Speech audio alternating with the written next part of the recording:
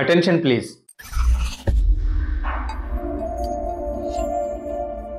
రక్తదానం ప్రాణదానంతో సమానం అంటారు.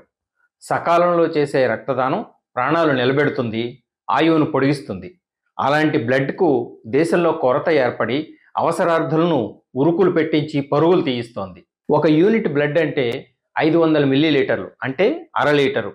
ఇండియాలో ఏటా 1,46,00,000 యూనిట్ల దాకా రక్తం అవసరం అవుతుందని అంచనా. అందులో 10 లక్షల యూనిట్ల దాకా తరుగు పడుతోంది. అత్యవసర సమయంలో సరైన గ్రూపు రక్తం దొరక్క ఇండియాలో రోజు సగటున 12,000 మరణాలు సంభవిస్తున్నాయి. ఈ లెక్కన రక్తం కొరత మూలాన ఏటా దాదాపు 44 లక్షల మంది ప్రాణాలు నిస్సహాయంగా గాలిలో కలిసిపోతున్నాయి. సాధారణంగా ఒక ఆరోగ్యవంతుడైన వ్యక్తి ఒంట్లో 10 యూనిట్ల వరకు నెత్తురు అవసరం. ఇంకో లెక్క ప్రకారం ఒక వ్యక్తి బరువులో 10% దాకా నెత్తురు పరిమాణం ఉంటుంది. అనుక్షణం మన ఒంట్లో పరుగులు తీస్తూ ప్రవహించే నెత్తుటి కణాల్లో ఏమేమి ఉంటాయి? క్రయోప్రెసిపిటేట్ రక్తం గడ్డకట్టడానికి సాయపడుతుంది. ప్లాస్మా శరీరానికి అవసరమైన పోషకాలను తీసుకెళ్తుంది. రక్త ప్రవాహం ఆపడానికి, అధిక రక్తస్రావాన్ని అరికట్టడానికి ప్లేట్లెట్స్ సహాయపడతాయి. ఎర్ర రక్త కణాలు శరీరం అంతటికీ ఆక్సిజన్ని తీసుకెళ్తాయి. తెల్ల రక్త కణాలు ఇన్ఫెక్షన్లు, వ్యాధులతో పోరాడతాయి. కీలక విధులు నిర్వర్తించే ఇవన్నీ రక్తంలోని భాగాలు.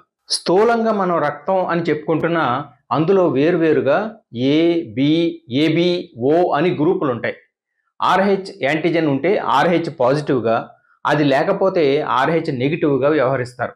ఈ వర్గీకరణ ప్రకారం A positive A negative, B positive B negative, AB positive AB negative, O positive O negative అని 8 ప్రధాన బ్లడ్ టైప్స్ ఉంటాయి. మొత్తం 61 రకాల అన్ని RH యాంటీజెన్స్ లేకుండా ఉండే రేర్ గ్రూప్ ఒకటి ఉంది. దాన్ని RH నల్ లేదా గోల్డెన్ బ్లడ్గా వ్యవహరిస్తారు. ఓ గ్రూప్ రక్తం కలిగిన వారిని యూనివర్సల్ డోనార్స్ అంటారు. ఎమర్జెన్సీలో వారి రక్తం ఎవరినైనా కాపాడగలుగుతుంది.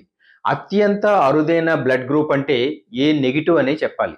ఎవరి శరీరంలోనైనా ఏ కారణంగానైనా నెత్తురు తగ్గితే నిర్ణీత పరిమాణంలో ఆ వ్యక్తి బ్లడ్ గ్రూపుతో సరిపోలే రక్తాన్నే ఎక్కించాలి. ప్రత్యామ్నాయం లేదు. అందుకే రక్తానికి అంత విలువ, ప్రాధాన్యం. 11.85 కోట్ల బ్లడ్ డొనేషన్స్ జరుగుతుంటే అందులో 16% ప్రపంచ జనాభా కలిగిన అధికాదాయ దేశాల్లో 40% దాకా నమోదవుతున్నాయి. అంటే 4.74 కోట్ల రక్తదానాలు. స్వల్పాదాయ దేశాల్లో 54% దాకా రక్త మార్పిళ్లు 5 ఏళ్లలోపు పిల్లల్లో జరుగుతున్నాయి. అదే అధికాదాయ దేశాల్లో 76% వరకు బ్లడ్ ట్రాన్స్ఫ్యూజన్స్ 60 ఏళ్లకు పైబడిన వయస్కుల్లో జరుగుతున్నాయి.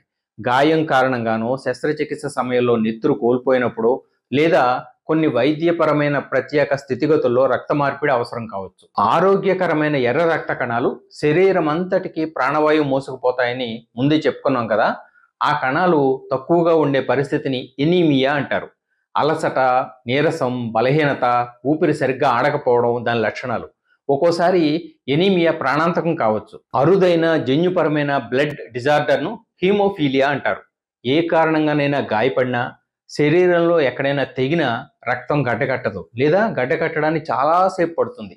ఆలోగా ఆగకుండా సాగే రక్తస్రావం వల్ల ప్రాణాలకి ముప్పు ఏర్పడవచ్చు.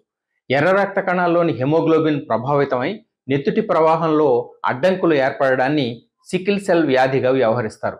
దానివల్ల నొప్పులు, ఇన్ఫెక్షన్లు, ఇతరత్ర సమస్యలు దాపురిస్తాయి.